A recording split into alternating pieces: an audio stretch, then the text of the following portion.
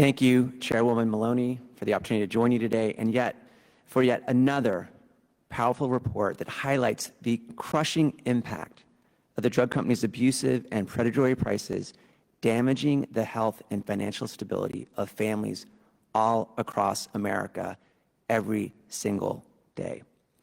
I'd also like to thank Chairman Pallone for your tremendous work on H.R. 3, the Elijah Cummings Lower Drug Cost Now Act. It's groundbreaking legislation that would finally allow the government to negotiate directly with drug companies on behalf of our nation's seniors and families, as you've heard over and over again, something that's urgently needed. And it is highlighted so beautifully in this report.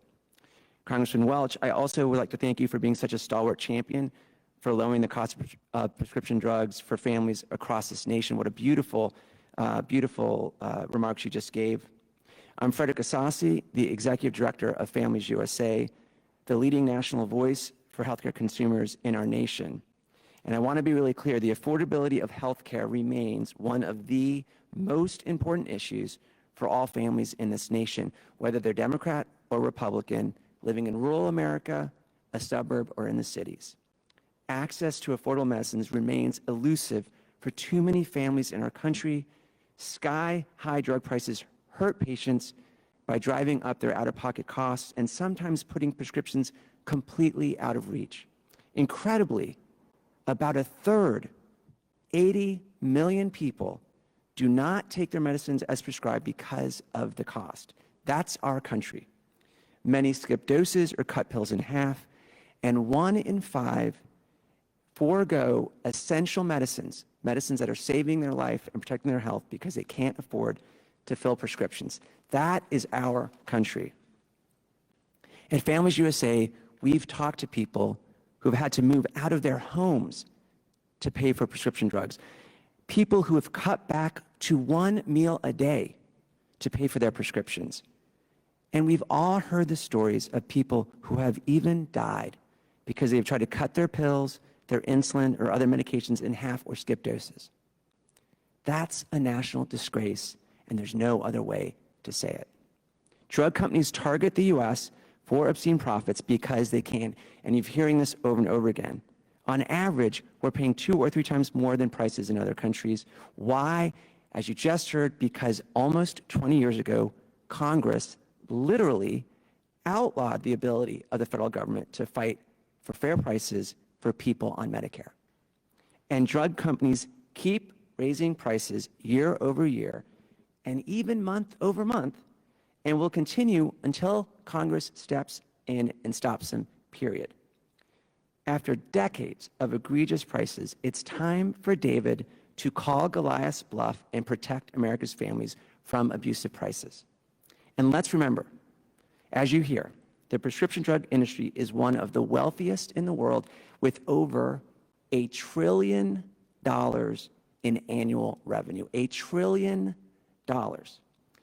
And their executives are making truly outrageous amounts of money. For example, the 15 top drug company CEOs in 2020 received, I'm going to say this really slowly, $500 million in salary and bonuses. $500 million. 15 CEOs skimming $500 million from America's families. Drug companies also spend more on lobbying than any other industry and are fighting tooth and nail to protect their own self-interest.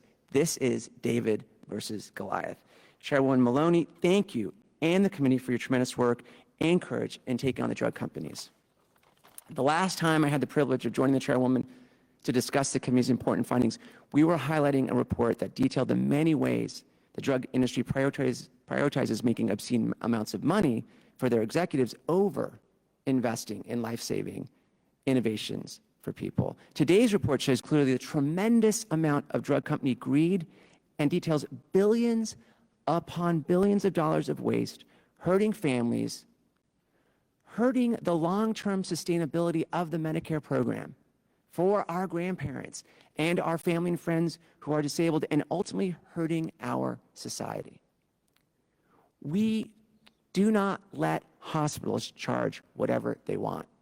We do not let corporate physician groups set whatever price they want. Why are we letting the wealthiest industry in the world do this? And we have a real-world example, just as we heard from Congressman Welch.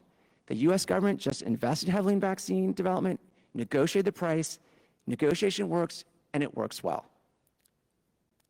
The time is right now, and I want everyone who hears this to understand this. It's the next few weeks. This is what's going to matter. It will determine if we finally take on drug companies' greed.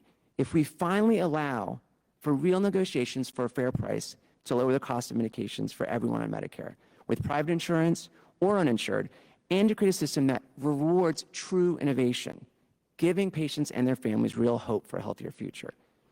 And as you've heard, people of all political persuasions need this help now. This is an utterly bipartisan issue. Nearly 9 out of 10 voters want Congress to act to address high drug prices and to do it this year. Congress needs to act now. We cannot afford to put millions of lives on the line for another day. Thank you very much.